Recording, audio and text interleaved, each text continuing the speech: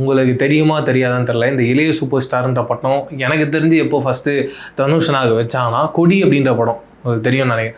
அந்த படத்தோட first look poster release ஆக போகுது. அதுக்கு முன்னாடி ஒன்று சொல்லுவாங்கள்ல, இந்த மாதிரி ரிலீஸ் ஆக போகுது அந்த டேட்டு, அதில் இளைய சூப்பர் ஸ்டார் மென்ஷன் பண்ணியிருந்தது. அது தனுஷனாக்கு தெரியாது, அதை வந்து சர்ப்ரைஸாக அவங்க ஓப்பன் பண்ணுறாங்க. அது தெரிஞ்ச உடனே அவர் சொன்னார், இது கண்டிப்பாக படத்துலையோ போஸ்டர்லையோ எதுவும் வரக்கூடாதுன்னு. அடுத்த இதுலேருந்து அது வரவே கிடையாது.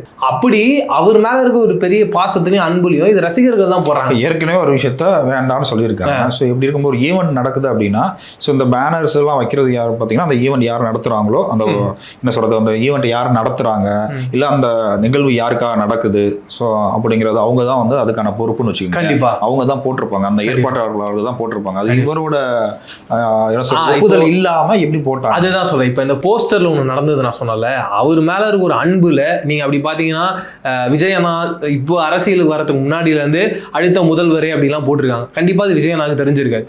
ஒரு அன்புல, ஆசையில, பாசத்துல அவங்க போடுறது அவ்வளவுதான். அப்படி ஒரு அன்புல தான் இவங்க பண்ணியிருக்காங்க.